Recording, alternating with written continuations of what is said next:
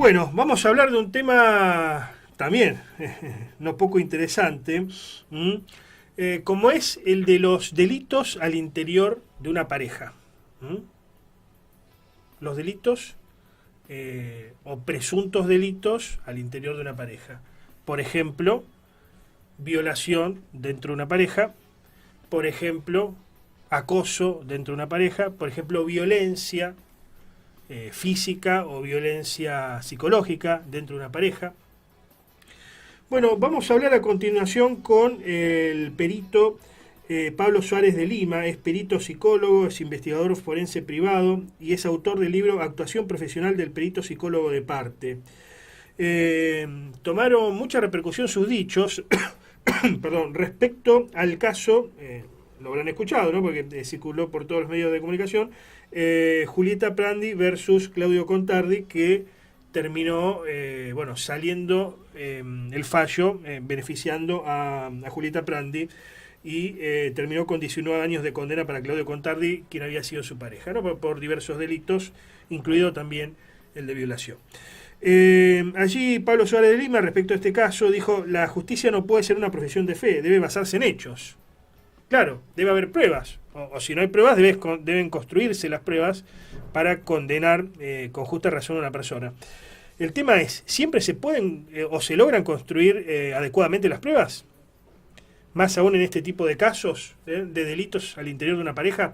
Vamos a hablar con Pablo Suárez de Lima. ¿Cómo estás, Pablo? Buenas tardes. Hola, ¿qué tal? Buenas tardes. Gracias por la invitación, ¿eh? Gracias a vos. Bueno, es un tema muy complejo y que además es muy maniqueo, ¿no? Y cualquier cosa que uno pueda decir, ya sos de derecha, sos conservador, sos fascista, ¿no? Sí, Se mezclan muchos elementos acá, no sé cómo lo ves vos. sí, son muy complejos justamente por lo que señalabas, de que son delitos que existen, por supuesto que existieron, existen y seguirán existiendo, pero a puertas cerradas. Entonces, ¿a qué me refiero que son a puerta cerrada? Que no hay testigos. Claro. Entonces, a veces, cuando se presentan testigos, son todos testigos de oídas, ¿no? De aquello que le dijo la presunta víctima, ¿no? Ujú. Entonces, no tenés allí evidencias contundentes. ¿Y a qué se apela? A la psicología Claro. y a las pericias psicológicas. Pero, como yo señalaba en esa nota que vos haces referencia, las pericias psicológicas no tienen el peso de una pericia de ADN, por ejemplo, Ujú. ¿no? Donde tiene un porcentaje muy elevado para poder decir si el ADN es de determinada persona. Las pericias psicológicas no, son probabilísticas, altamente probabilísticas, pero es lo que no está ocurriendo, se la está tomando como una prueba categórica, lo cual es grave porque se incurre en riesgos judiciales muy grandes. Y lo otro que yo señalaba en ese caso es la presión de los jueces, Ujú. la variable de la mediatización, que eso influye en los jueces. La famosa condena social, digamos. Claro, la condena previa y a los que los jueces después están sometidos a satisfacer. Claro, claro, claro, claro, claro. ¿No? Qué interesante. ¿Es imparcial la justicia hoy por hoy, hablando a nivel general, cuando se habla de o se juzga delitos dentro de la pareja? No, en realidad, a ver, no podemos generalizar, Ujú, pero por algo está tu pregunta, ¿no? Por ujú, algo aparece tu pregunta. Entonces, esto tiene que ver con que hoy lamentablemente nos hemos ido al otro extremo. ¿Cuál era el extremo que había hace años atrás? Que tenías que tener pruebas objetivas. Entonces, ujú. frente a eso, un tribunal, si no tenían las pruebas objetivas, declaraba inocente a aquel que estaba acusado sin ninguna prueba. Hoy es al revés. Hoy el relato y lo subjetivo pasó a tener tanto poder por encima del objetivo que se pretende que los dichos de alguien que denuncia sean tomados como una prueba. Ujú. Y eso hay quienes piensan que eso es un avance. Pero la pregunta, ¿eso es un avance? Porque si eso es un avance, imagínate que no sería necesario hacer los juicios, simplemente con la denuncia que hace Ujú. determinada persona, a veces simplemente por su género, ya no admite juicio, ¿no? Entonces, yo no creo que eso sea un avance. ¿Contribuye a esta forma de actuar por parte de la justicia lo que se denomina habitualmente ideología de género o perspectiva de género? Bueno, la palabra, a mí me parece más importante destacar de perspectiva de género la palabra perspectiva, Ujú. porque perspectiva significa un ángulo, vos estás viendo desde un ángulo, entonces se está pidiendo que se mire desde un ángulo, Ujú. cuando en realidad son hay varias perspectivas en un caso. Y si bien la perspectiva de género cuando nace con toda la buena fe y con toda la advertencia necesaria para destacar que el género femenino estaba siendo muy vulnerado por la justicia, porque eso es real. Antes, cuando denunciaba a una mujer no se le creía, las Ujú. causas no avanzaban. Entonces, cuando surge la perspectiva de género, surge con ese ánimo y con esa intención saludable para la justicia. Pero, ¿qué pasa? Se empezó a transformar en un sesgo, Ujú. se empezó a convertir en la única, digamos, perspectiva válida, y es cuando saltamos a esto de que el relato tiene que ser verdad. Entonces ya la perspectiva de género pasa a ser un sesgo que deja ciega a la justicia. O ¿Se sea, entiende? Si bien acá entra el famoso yo te creo hermana y la opinión de la claro, mujer es más importante sobre el hombre, sobre el hombre, digamos. claro, cuando en realidad, ¿qué tendría que ser lo importante? Sí. Las evidencias y las pruebas. Y fíjate que hago la diferencia entre evidencia y prueba, porque nosotros, por ejemplo, los peritos, no hablamos de pruebas nunca, o no deberíamos. El perito que habla de prueba es un mal perito. Nosotros hablamos de evidencias. Las pruebas se las dejamos a los jueces, que junto con las evidencias que recolectan, generan la prueba, lo que se llama el plexo probatorio, ¿no? que se les presenta. Nosotros tenemos que hablar de evidencias. Un relato, por ejemplo, es una evidencia, nunca es una prueba. Ujú. Después verá el tribunal si eso constituye una prueba o no. Entonces, la realidad es que están construyendo pruebas de dichos, ¿no? Y a veces también de sensaciones o emociones, porque creen que un relato emotivo puede ser verdadero, cuando en realidad un relato emotivo puede ser totalmente falso. ¿Se Claro, entiende? claro, claro, claro. Bueno, estamos en un momento donde están surgiendo casos o se están conociendo casos de falsas denuncias como nunca, ¿no? Porque esto Sí. viene desde tiempos inmemoriales, ¿no? Antes inclusive que Ujú, esté de moda este tema del género y la perspectiva de género. Pero ujú. antes no se decía, perdón, recién ahora se están conociendo, hay familias que han sido destruidas, básicamente. ¿Qué es lo que debe hacer?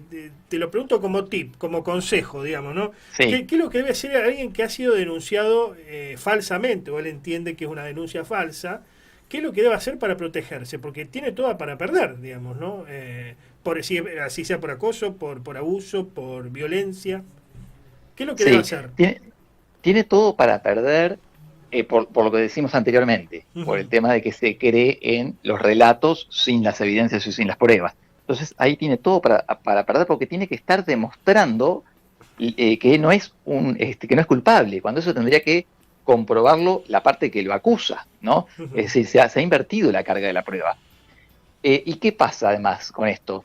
Eh, la falsa denuncia que siempre existió, siempre han habido, porque es lo mismo que decir que como si se estuviese descubriendo ahora que las personas mienten, ¿se Ujú. entiende? Es algo increíble.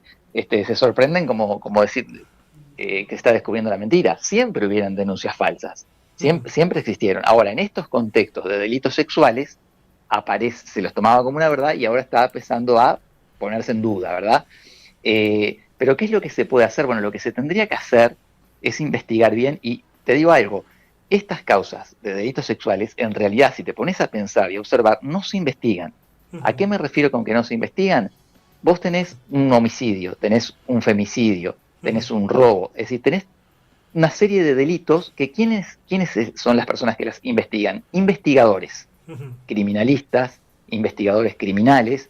Podrán investigar bien, podrán investigar mal, es otro tema, pero son ellos quienes se encargan de investigar. Ahora, con este delito particular de la denuncia de abuso, no son investigadores los que investigan, no las investiga nadie, es decir, la toma una fiscalía y le pide opinión a psicólogas y psicólogos que no son investigadores.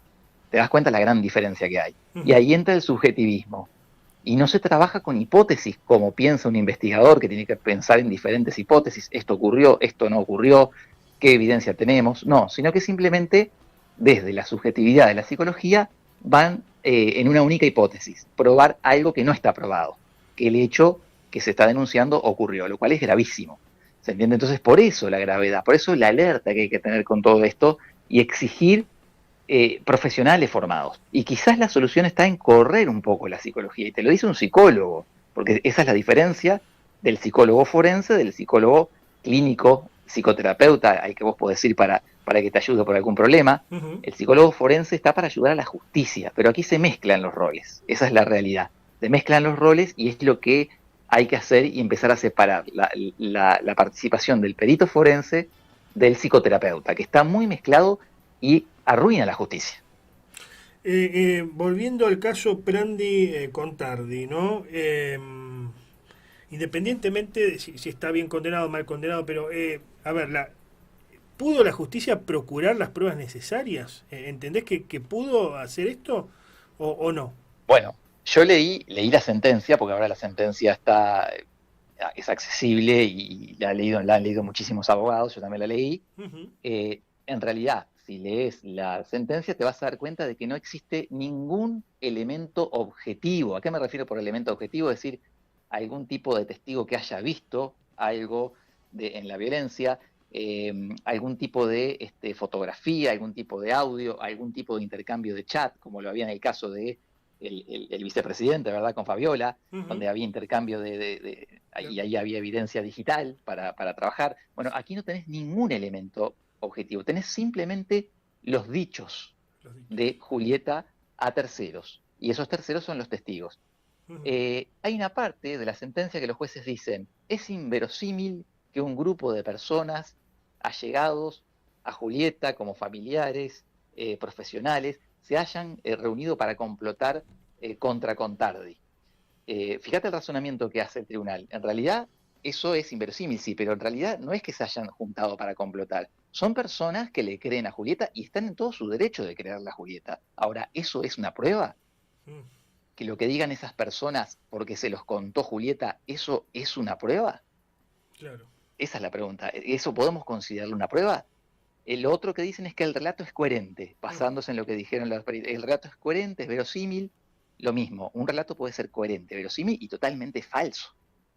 ¿Y a qué voy con esto? No quiero decir que necesariamente Julieta haya mentido. Se entiende que todo sea falso. Lo que estoy diciendo es que no hay elementos para poder justamente llegar a una conclusión certera, y esto tendría que ser indubio pro reo. Es decir, no, Claro. no hay elementos objetivos para eh, condenarlo a Contardi, ¿no? No los hay. Bien, bien. Ahora, tantas preguntas para hacerte. Te vamos a volver a convocar en otra oportunidad. Se nos acaba el tiempo. Pero estamos en presencia de un cambio, o al menos se van conociendo estos casos de falsa denuncia. Antes era tabú, incluso para los periodistas, hablarlo, no se lo podía hablar al tema. ¿Pensás que puede cambiar y puede ser imparcial respecto a los delitos al interior de la pareja de la justicia? ¿Ves alguna posibilidad de cambio o esto de un momento a otro va a volver a lo que estamos viviendo hasta hace un rato? No, no, yo creo que está la posibilidad de cambio, o sea, creo que vamos camino al cambio lentamente, pero por lo menos surgió el momento y está el camino. Antes no estaba, antes no se visualizaba esto. Ujú. Ahora sí, ahora sí. De todas formas, falta mucho porque vos tenés en los penales mucha gente cumpliendo penas por este tipo de causas sin la más mínima prueba, con relatos, sin Claro. que hayan tenido la oportunidad muchas veces de dar su versión. No, y va, Tenés mucha gente sin sentencia firme, va, para muchos delitos penales, aparte, pero ese es otro tema, aparte, ¿no?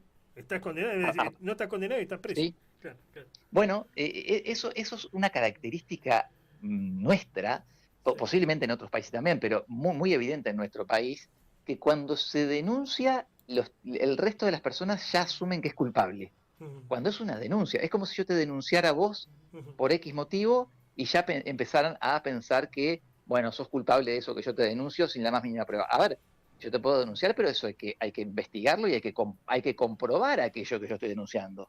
¿Se entiende? Es decir, aquí ya hay una sentencia previa con una Claro. simple denuncia, Bien. lo cual es grave. Y otra cosa que es grave es lo que hacen algunos medios que Ujú. cuando se está iniciando la causa ya están tratando al acusado de abusador, de pedófilo, Sí, de chacal, psicópata, chacal, sí, sí. claro, Sí, con términos, y sí. lo mismo ocurre con la víctima, ¿no? Mm, Aquella que denuncia es una pobre víctima, vivió un calvario, como si lo hubiesen visto, mm. ¿no? Vivió un calvario, fue terrible lo que vivió. Es decir, ya a priori, antes de la investigación o con la investigación en curso, ya se está sentenciando. Bueno, eso es dañino para la Ni justicia. hablar. Gracias, gracias por estos minutos, muy, muy, muy interesante, muy claro todo. Gracias, Pablo. Gracias, hasta luego. Adiós.